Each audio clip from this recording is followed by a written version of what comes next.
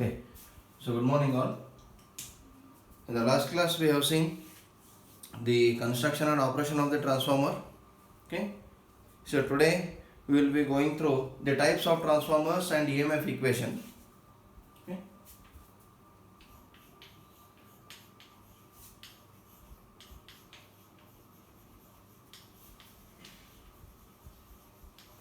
Types of transformers and EMF equation. Okay. So types of transformers are with respect to various aspects. Okay. So types of transformers can be based on types of transformers can be based on construction,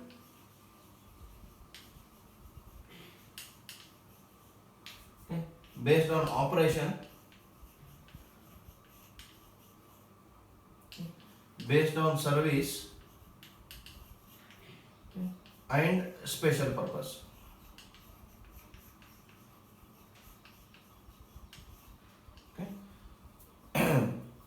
So the types of transformers can be based on these aspects. It can be based on construction, it can be based on operation, it can be based on service, it can be based on special purpose transformers or special applications. Okay. So with respect to construction, I have three types. Okay. I have core type, shell type, okay, and auto transformer. Okay. Core type transformer, shell type transformer, and auto transformer. With respect to operation, I have again three types: step up, step down, and 1:1 transformer. Okay. Step up transformer, step down transformer, and 1:1 transformer. With respect to service, I have two types: power transformer and distribution transformer.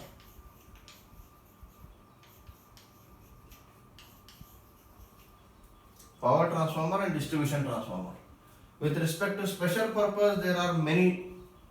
It can be a current transformer, it can be potential transformer, it can be constant current transformer, okay, it can be constant voltage transformer, it can be welding transformer. So there are many types, types of transformers under special purpose or special application transformer. Okay, but with respect to our study, we are restricted to study only core type and shell type. Step up and step down automatically we will get to know. Okay, so what is core type, what is shell type, we will deal. Okay, what is auto transformer? Auto transformer is also known as variac or dimmerstat. Auto transformer is a single winding transformer that is used to have the variable voltage output. See, many of you have finished a few of the experiments in the basic electrical engineering laboratory. In those experiments, I think you might have applied the variable voltage using one rotating knob at the left of the every module. Okay, so that is nothing but auto transformer. So which will be giving the variable output voltage whenever I vary the knob position. Okay, that is called auto transformer, and this is having only one winding. The same winding is primary as well as secondary. Okay. Then based on operation, whether I want to have a step up and step down is with respect to voltage. Whether I want step up operation, whether I want step down operation, or whether I want 1:1 operation. It means that in step up, the secondary voltage will be greater than primary voltage. Now if I keep secondary number of turns greater than primary number of turns, then my transformer will become step up. Okay, so for step up, N2 is greater than N1. Okay, for step down, N1 is greater than N2.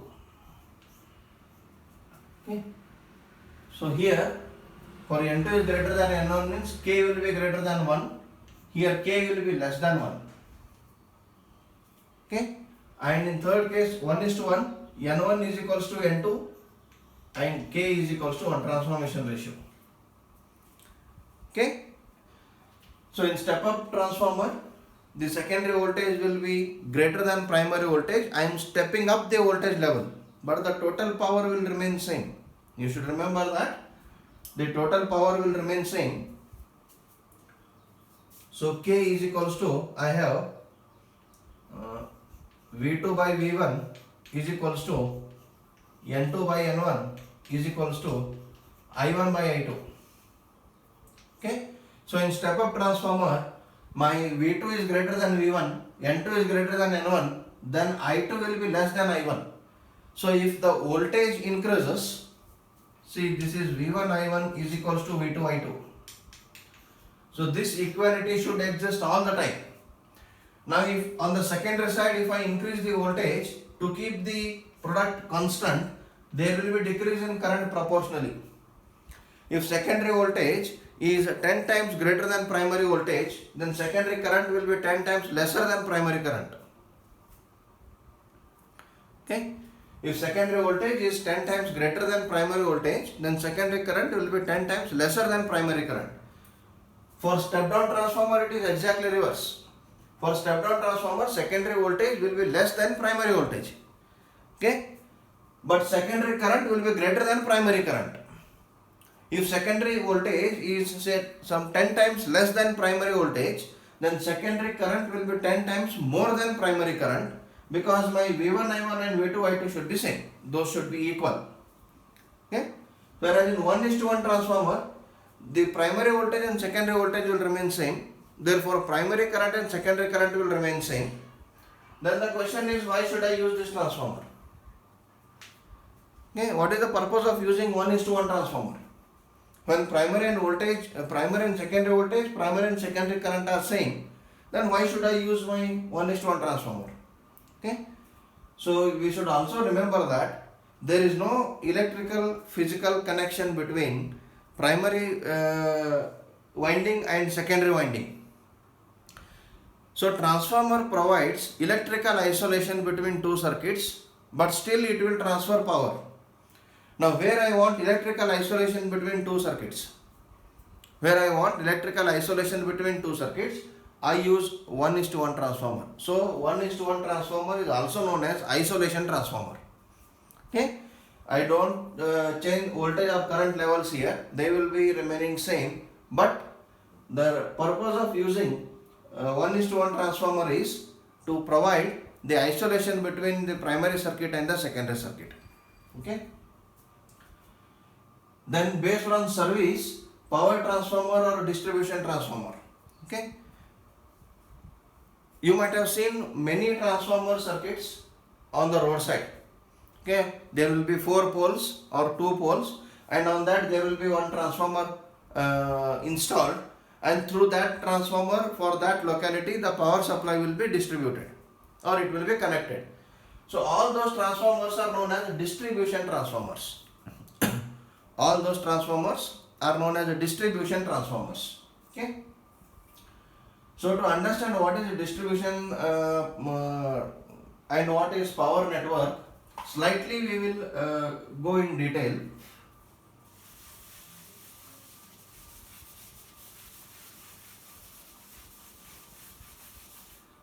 Suppose I have a generating station, you take it as a nuclear generation or hydroelectric generation, thermal generation, whatever. I have a generating station where very large amount of power is generated in terms of say megawatts, okay, or gigawatts. So the voltage is generated here, the power is generated at the generating station will be generally at 11 kilovolts. Even the power is generated in megawatts or gigawatts, voltage is at 11 kilovolts. But with the same voltage level, I cannot transmit the power from generating station to say load center. Okay, I have many load centers here. Okay. For example, let let us take in our college locality itself, say Yelahanka. There are many sub localities in Yelahanka, okay, where the power has to be transmitted or power has to be supplied. Okay, so Yelahanka New Town is there, Yelahanka Old Town is there. In Yelahanka New Town itself, again there are various sections or various localities. Okay, so each locality is taken as one load center. Okay, let it be locality 1, locality 2, locality 3, 4 and 5 localities are there. The power what reaches at each locality is at 450 volts. Okay, the power that reaches at each locality is 450 volts in 3 phase, and when in star connected we get 230 volts in domestic applications from each phase. Okay, so let us take only 3 phase power till it reaches the supply poles there. Now if I transmit power at 11 kilovolts, now suppose this generator, let us assume that there is only one generator supplying exactly the Yelahanka locality or Yelahanka location, and this power is coming from say Shivansamudra power plant, okay, which is around 130 140 kilometers. Okay, now suppose a 100 megawatts of power is generated, 100 megawatts of power is generated at 11 kilovolts. Now what is the current? I will be is equals to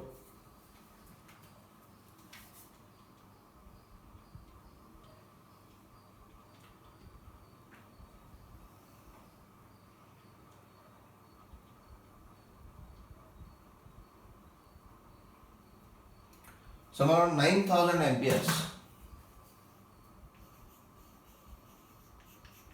Okay, I will be around 9000 amperes of current is generated here. Okay, now if I transmit power at 9000 amperes from here to the locality, there is around 140 kilometers. Okay, 140 kilometer distance let us take. Throughout the length of the transmission line, there will be voltage drop and there will be I square R losses. Now if I consider 1 ohm per kilometer for understanding, if I consider 1 ohm per kilometer of the resistance, then there will be 140 ohms. It won't be this high. Okay, even if I take the length of transmission line and the resistance of transmission line say equals to 10 ohms. Okay, even if I take 10 ohms for the entire 140 kilometers, my voltage drop will be 90,000 volts. It won't be so easily calculated. Okay, so 9000 into 10 ohms. Okay, for 140 kilometer, if the resistance is 10 ohms, my voltage drop is 9000 multiplied by 10. How much it is? 90,000. Okay, even if I take 1 ohms, even if I take the resistance for 140 kilometer is only 1 ohm, the voltage drop is 9000 volts. The generated voltage is 11,000 volts. Okay, see what I am getting here at the end is only 2000 volts. So what about power? Throughout the line there is a large power loss. Power loss is I square into R. Okay, 9000 square into R. Okay, so 9000 square.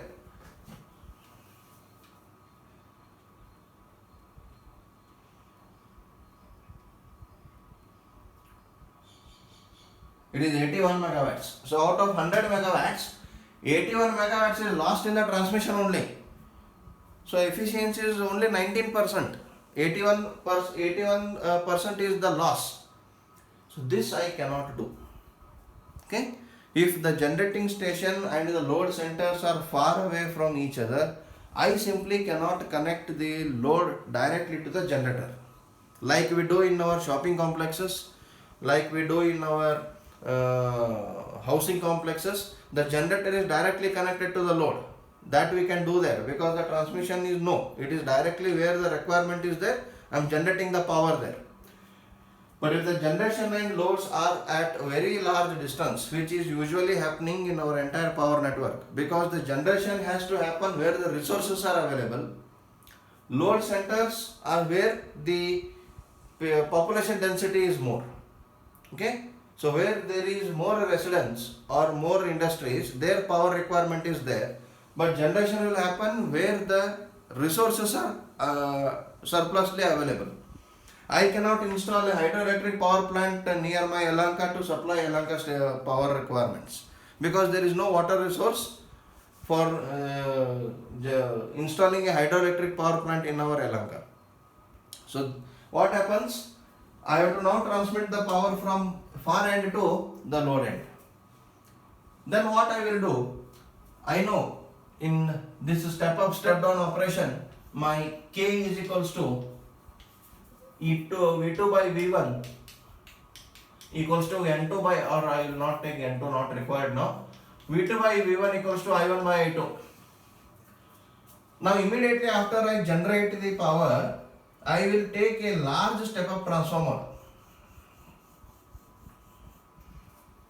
I will take a large step up transformer. Now suppose I will step up from 11 kV to 220 kV. 11 kV to 220 kV. Now what is the ratio?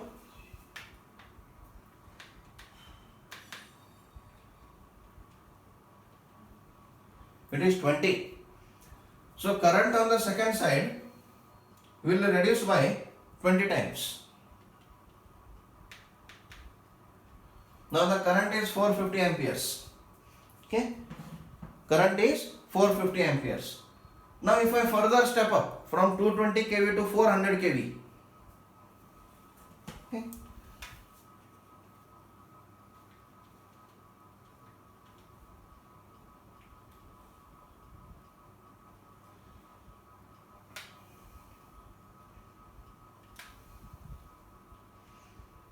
my current will be 11 amperes. So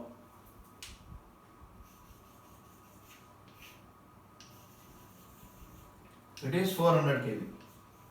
Let us consider. Okay, so for a very large distance, I will transmit power at 400 kilovolts, and my current will be only 11 amperes. Now what is the voltage drop?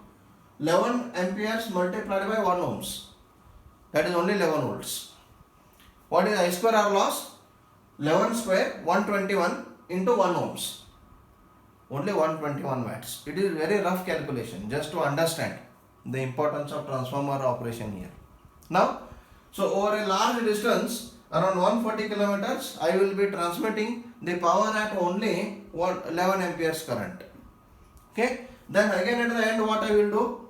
I will step down.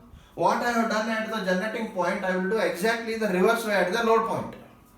Now I will step down from 400 kV to 220 kV.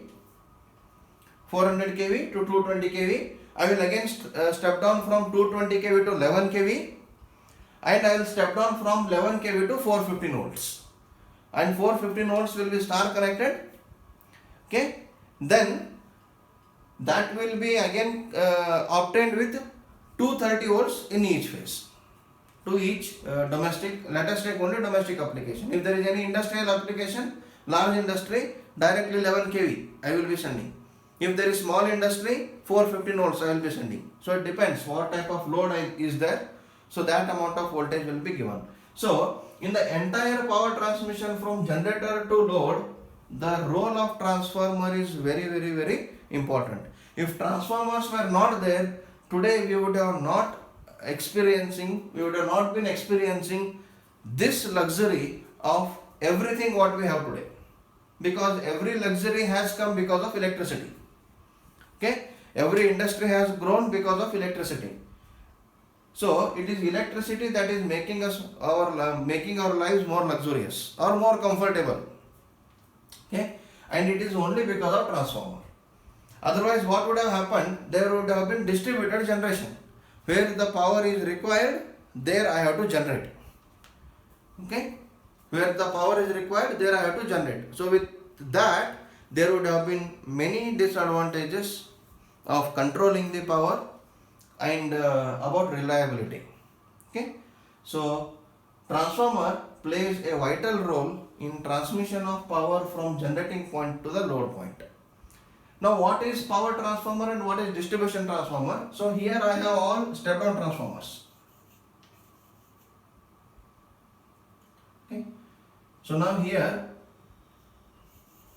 it is 400 kV and it is 220 kV. Now from 220 kV to again 11 kV, again from 11 kV to 415 volts. Yeah. So up to 220 kV, it is called power network. After this, from where below 220 kV, that is 110 kV or 66 kilovolts, the step down values may not be directly from 220 kilovolts to 11 kilovolts. So it can be 220 kilovolts to 110 kilovolts, 110 kilovolts to 66 or 33 kilovolts, 33 to 11 kV, 11 kilovolts, and from 11 kilovolts to 415 volts. Okay, so anything after 110 kilovolts and below is called distribution network.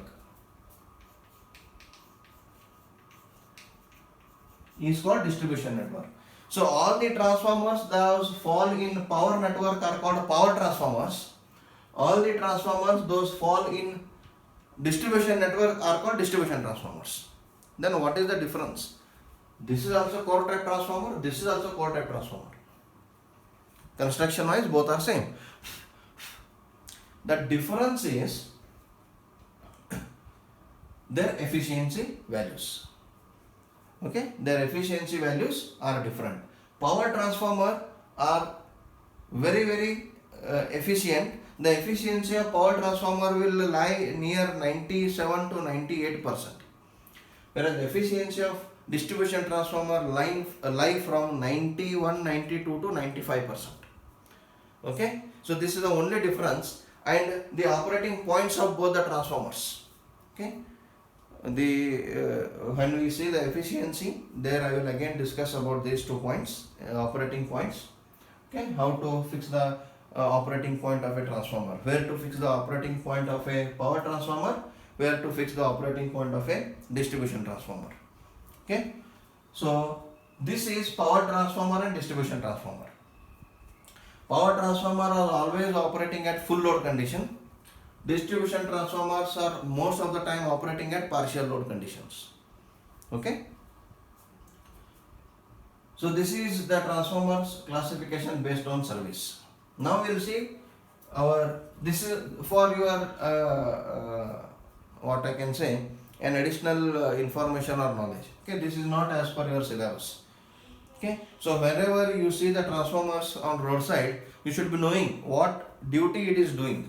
Okay, what exactly it is doing. Okay, that, and all the roadside transformers, what you see, all the roadside transformers, what you see, they are primary is 11,000 volts, 11 kilovolts, secondary is 415 volts. It is by default. All the transformers what we see on the roadside, or in your if you are living in the apartments, each apartment will be supplied with one dedicated transformer. Okay, so that is also primary with 11 kilovolts, secondary with 415 volts. It is fixed. Okay, so that is the end distribution transformer. That is the last distribution transformer. After that, there is no further step down. From 415 volts, I take one phase between phase and neutral. Okay, then it will become single phase 230 volts. Okay, and generally the distribution transformer secondaries are connected in star connection. Okay, primary it depends whether it is delta or star, but secondaries are usually star. Okay, so all the transformers you see on the roadside or in your housing premises or nearby the shopping complexes, whichever are directly visible in our locality, are all 11,000 or 11 kV bar 415 volts transformers. Primary is 11 kV, secondary is 415, and secondary is by default connected by in star. It is a star connected, secondary star connected. Primary depends. It can be delta, it can be star. Okay. So this is about the classification of transformers. This lengthy classification is not there for your syllabus, but it is just for your information. Okay. Now we will see what is core type and what is shell type.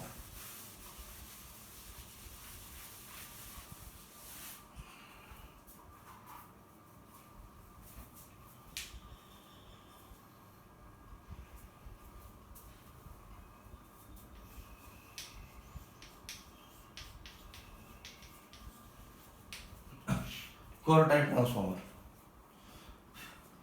So core type transformer, the same construction what we have already seen. Okay.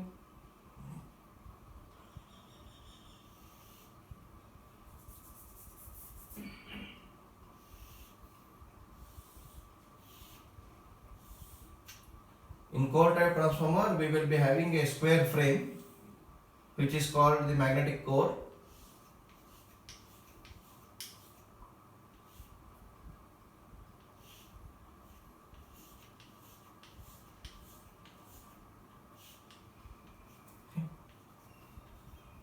So this is primary,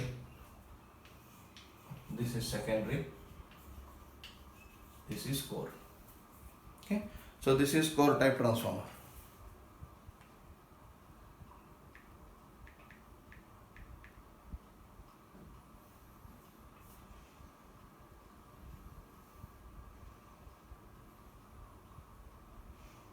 Okay. So when I provide supply to primary winding, a flux is produced in the core and this flux will link the secondary winding and an EMF is induced in the secondary winding. When I connect the load or I complete the circuit in the secondary current starts flowing and the power gets transmitted from from primary to secondary. Okay. So in this kind of transformer, this type of transformer, the two windings are generally placed on each limb. Primary winding is connected on one limb, secondary winding is connected on other limb. Okay. And here the winding will surround the core. We will be using, okay, we can say each winding is placed on one limb.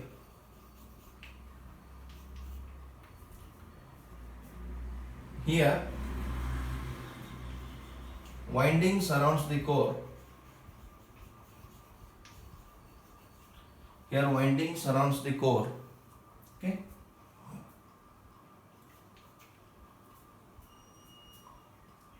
And no doubt the core is made up of laminated sheets only. Okay. Whether it is core type or shell type or any of the type what we have discussed, the core is always made up of laminated steel. Okay. We don't use solid steel.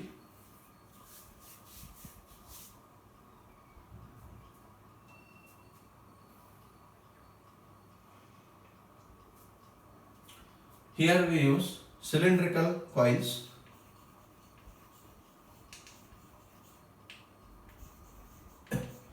Cylindrical coils in the sense, now when I place so many number of turns, I get sufficient amount of thickness of the coil. Suppose I place 1000 turns here and say 2000 turns on the secondary side. Then the winding itself will become like a cylinder. The number of turns are wound and wound one on the other. Then this type of transformer will have a cylindrical winding. If you see the type of winding here, or if you see a transformer with winding, it will appear like this.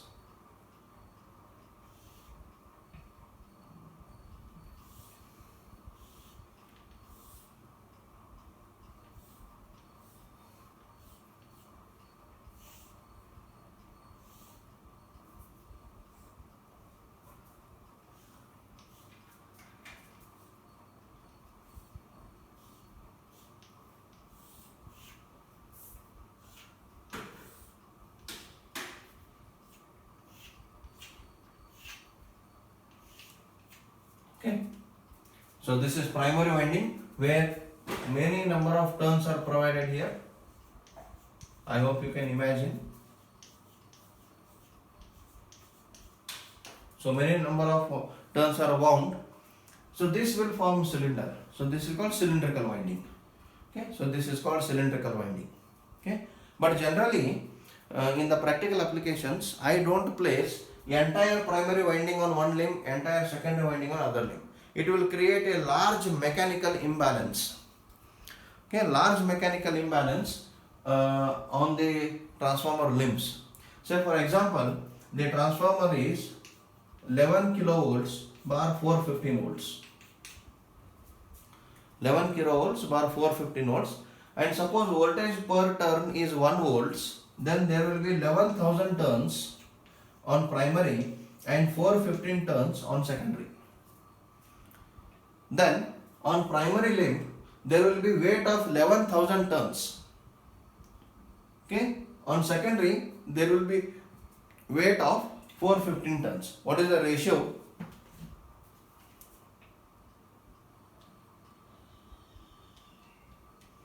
It is 26.5. Okay, so one limb is having a weight 26.5 times more than the other limb. Now suppose weight of copper on second side is 10 kilo. It is 10 kilo. Here it will be multiplied by 10, 260 kilograms. So it will be a large mechanical imbalance due to difference of weight. Then transformer will not stand with this posture. Okay, it will bend. Immediately the frame will have a deformation in its shape. So that is not possible. So to have the mechanical balance, always both the limbs will carry equal number of tons. Now there are 11,000 tons on primary, 415 tons on secondary. Then half of the primary tons, 11,000 by 2, I will keep on first limb, and remaining half I will keep on second limb. 415 by 2 I will keep on first limb, remaining 415 by 2 I will keep on second limb. So both of the limbs always carry both primary as well as secondary. This is the actual construction of transformer. But just to understand the conceptual, in conceptual way, we say that one limb is provided with primary, other limb is provided with secondary. Okay, that can be done if the voltage ratios are very near to each other, or voltage ratio is near to 1. But if voltage ratio is much different from 1, whether much greater than 1 or much lesser than 1, I can't go for this type of construction. So practically remember, both of the limbs carry both windings. Half of the primary winding, half of the secondary winding. Half of the primary winding, half of the secondary winding. Okay, so that will give a better mechanical balance due to weight of the winding. Second biggest advantage is the linkage will be more. See, if I keep primary on one limb, secondary on other limb, there is a large gap between the two windings. So there can be more leakage flux here, which may not link to secondary. So if I distribute the winding over both the limbs, then I can reduce this leakage flux to a large extent. So my linkage will increase. So to transfer the same amount of power, okay, the no load current drawn will be less. To transfer the same amount of power, the no load current drawn will be less, hence my losses will be less. Okay, so the efficiency will be more. So this is the core type transformer, and this type of transformers are used for large power applications.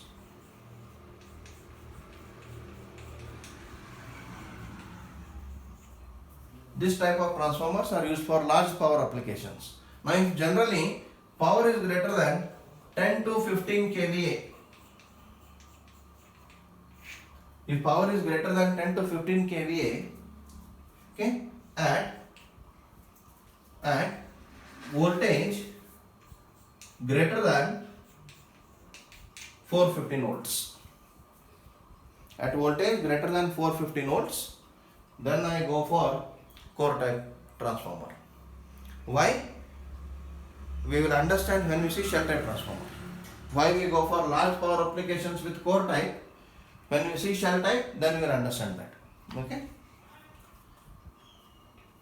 So next, second is shell type.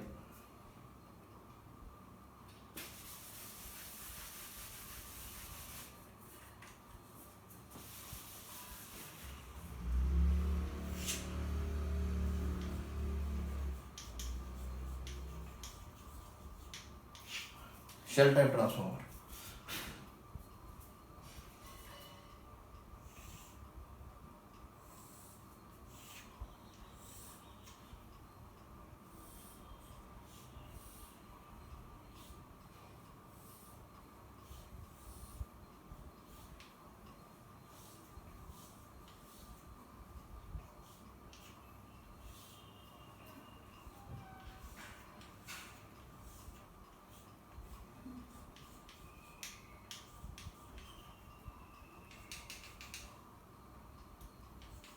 So if this is flux phi,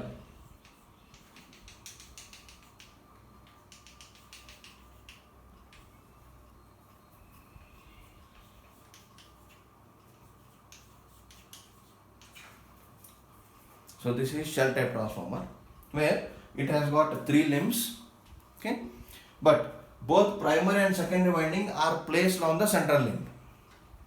The side 2 limbs are just for the support. We don't keep any winding on the side limbs. Both primary and secondary winding are kept on only central limb. Okay, so this is shell type. It is forming a shell strike like structure surrounding the winding. Okay, so it is called shell type. You can see the winding is placed here. The core is forming like a shell. Okay, like a cover surrounding the winding. So it is called shell type. Okay, so here both windings are kept on central limb. Okay, and you see the width of central limb will be double the width of side limbs. In the textbook they have mentioned same width. It is not correct. The width of central limb should be double the width of side limbs. Why? Because central limb is carrying the weight of both windings, so it needs larger strength. Therefore, the width will be same. The width will be double, whereas the thickness of transformer is same. Okay, and also you can see the flux carried by the central limb is phi, whereas flux carried by side limbs is phi by 2. Therefore, the area required to carry half flux is half the area required to carry full flux. Okay, so therefore the width of central limb is made double the width of side limbs. Okay, this you should remember. But in the many of the textbooks, okay, they have shown the width of central limb same as that of width of side limb. That is just a conceptual figure or diagram, but actually it will be like this. Okay, so here core surrounds winding. Core surrounds winding by forming a shell. By forming a shell-like structure. By forming a shell-like structure. Okay, and here we use sandwich winding.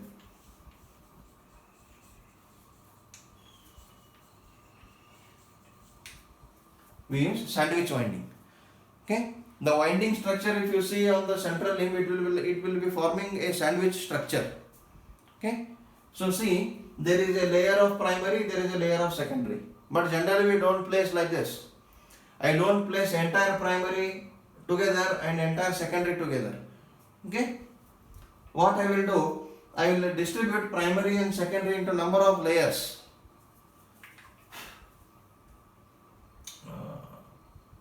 I will use this space, okay.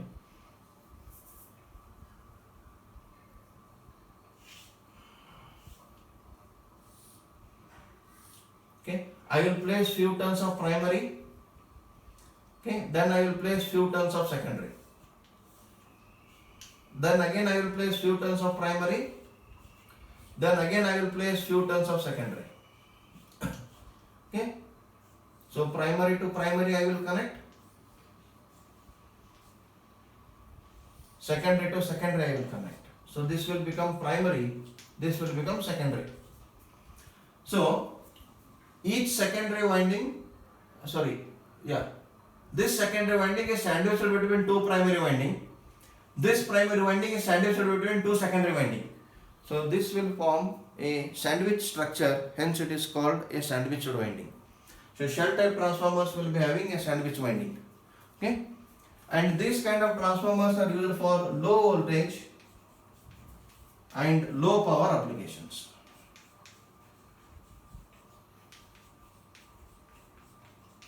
Okay, now because we are keeping both primary and secondary winding on the same limb, the physical isolation between primary and secondary is very less because they are very near to each other. Whereas in core type, at least there is a gap of window between two limbs. Okay, the hollow part what we see is called window. This is also called window, this is also called window. Okay, so in shell type we get two windows, in core type we get only one window. But in shell type, both the windings are placed on the same limb, therefore the physical nearness between both the windings is very much near. Okay, whereas physical nearness in core type transformer is not so high. So there I can provide large voltages. Now if I take for example 220 kV bar 11 kV on shell type, what is the voltage difference on the same limb? One is at 220 kilovolts, other point is at 11 kilovolts. So what is the difference? 220 minus 11 kV. It is almost 220 kV only. So this is very large potential difference to have on the same limb. So it is very difficult for us to place large voltage windings by using shell type transformer. And for if I have to use for large power applications or large voltage applications, the size of the shell type transformer will be much larger than the size of core type transformer, because both of the windings have to be placed on central limb. Other part of the limbs are of no use to carry winding, hence the size will increase, cost will increase, okay, and tendency of short circuit will also increase. So therefore we don't use the shell type transformers for large power and large voltage applications, because we are placing both the windings on the same limb. That is the only reason. Okay, so this is all about the type of transformers, core type and shell type. And by operation it is step up, step down transformers, that we will see when we look into the examples. Okay, automatically we will get to know what is step up transformer, what is step down transformer there when we see the examples. So next we will move to EMF equation. EMF equation of transformer. It is also known as voltage equation. You can call voltage equation or EMF equation.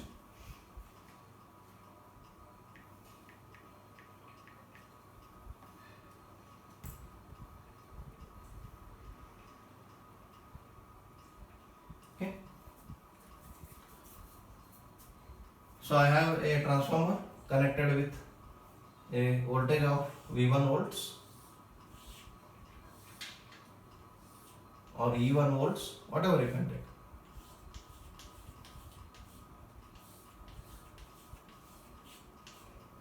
So let this be V1. Okay, this is E1, this is E2. Okay,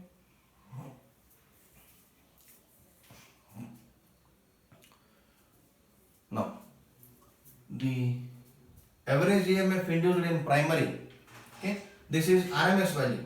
Okay, so E1 and E2 are RMS values. Okay, E1 and E2 are RMS values. Now if you consider the primary induced voltage, primary induced EMF, say E1 is equals to minus N1 d phi by dt. The moment I provide supply voltage, current I1 flows, it will create a flux of 5 Webers in the core, and that will link to the secondary.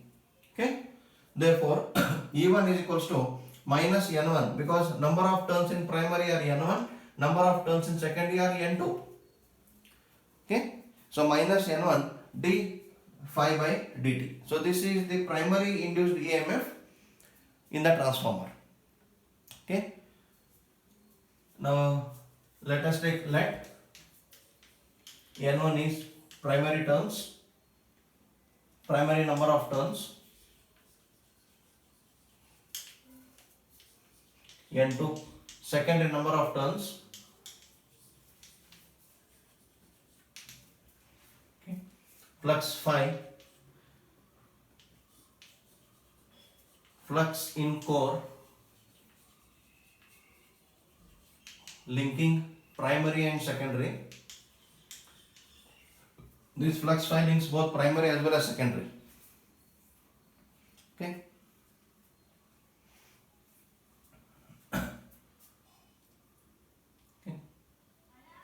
Then average EMF induced in primary is E1 equals to minus N1 d phi by dt. Now we know that the supply is sinusoidal in nature. V1 is sinusoidal in nature. Therefore current I1 will be sinusoidal in nature. Hence flux phi will also be sinusoidal in nature. So the nature of flux will be same as that of nature of current. The nature of current will be same as that of nature of voltage.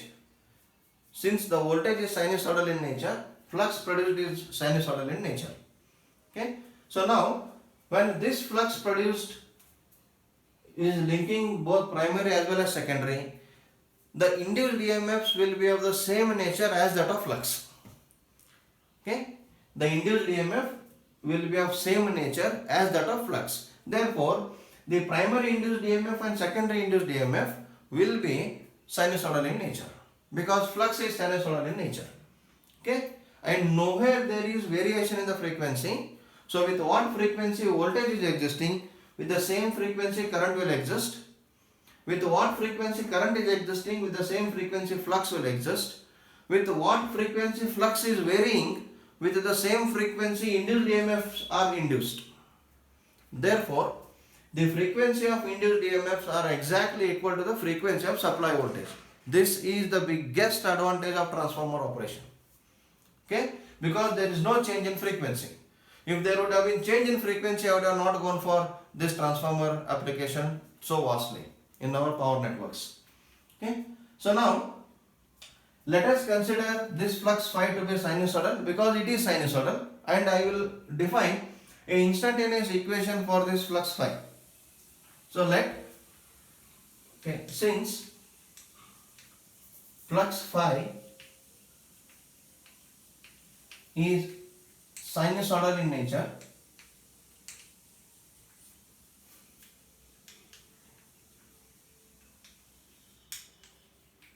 we write phi is equals to phi m sin omega t. Phi is equals to phi m sin omega t. Okay? Then you take this as equation 1. You take this as equation 1. Now substitute phi in equation 1. Therefore, E is equals to minus N1 d by dt of minus N1 d by dt of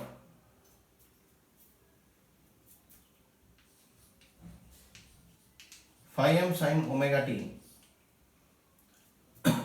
So this will be E is equals to minus N1 phi m d by dt of sin omega t is cos omega t into omega.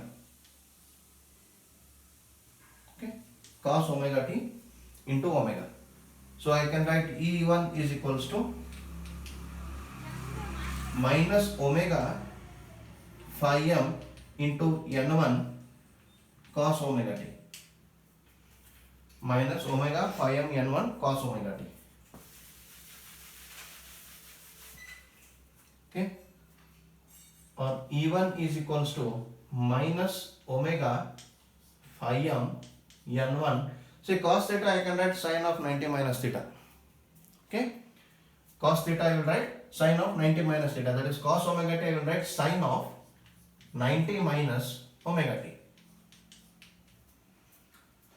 Okay, cos omega t sin of 90 minus omega t. I will take E1 is equals to omega phi m N1. So we have sine of minus theta equal to minus sine theta. I can take minus sine theta equal to sine of minus theta. Both are same. I will take this minus inside. Then it will be sine of minus of 90 minus omega t. Okay. So minus sine theta, I have taken it as sine of minus theta. This I can write E1 is equals to omega phi m n1 sine of minus 90 plus omega t. I can write omega t minus 90. Okay. You take this as equation 2. Okay. So what we can observe here, that the induced voltage will be lagging behind the flux phi by an angle 90 degrees. Because I have taken flux phi is equals to phi m sine omega t, the induced EMF came out to be sine omega t minus 90. It means that the induced EMF will be lagging behind the flux by an angle 90 degrees, and it is true everywhere. Wherever there is an induced EMF, that induced EMF, electromagnetically induced EMF, that induced EMF will be always lagging behind the flux producing it by an angle 90 degrees. Okay? You can say from equation 2,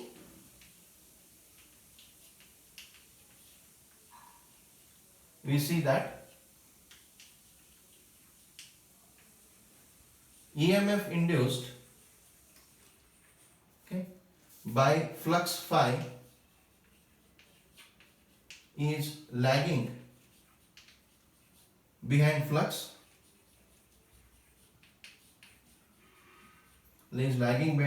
by an angle 90 degrees. Okay, always it will be by an angle 90 degrees. There is no difference in angle. There is exactly by 90 degrees. Now if the flux initial angle is 0, if initial phase angle of flux is 0, then EMF induced will be having initial phase angle of minus 90. If initial phase angle of flux is say at phi, then the initial phase angle of induced EMF will be 90 minus phi. Okay, or 90 plus phi. It will be 90 plus phi. So whatever may be the initial phase angle of the flux, the initial phase angle of the induced EMF will be lagging behind that angle by an angle 90 degrees. Okay. Now the maximum value is given by, now what is this? From equation 2,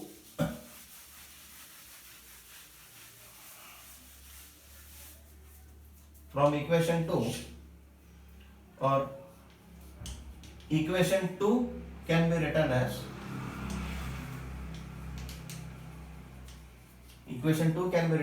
E1 is equals to Em sine of omega t minus 90, where Em is equals to omega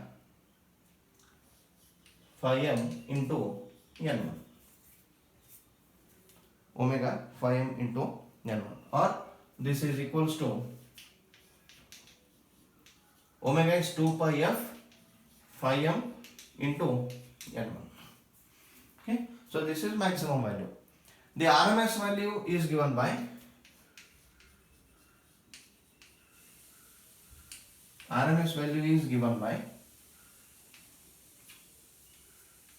E1 is equals to, because it is E1, so E1 is equals to, let us take EM1, it will be more suitable, EM1, okay, by root 2. We know this relation. Okay, RMS value equal to maximum by root 2. Okay. This is equals to 2 pi f phi m into n1 by root 2, or E1 is equals to 4.44.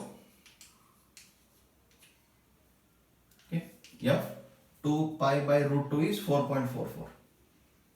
F phi m into n1. Okay, so this is called EMF equation.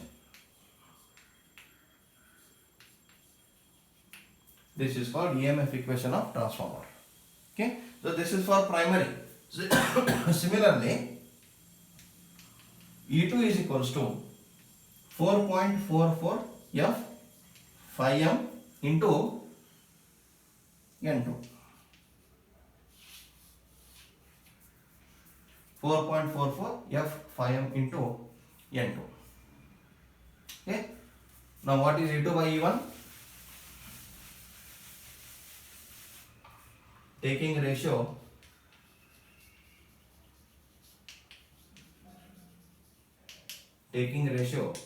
E2 to E1 will be equals to 4.44 F phi m N2 by 4.44 F phi m N1.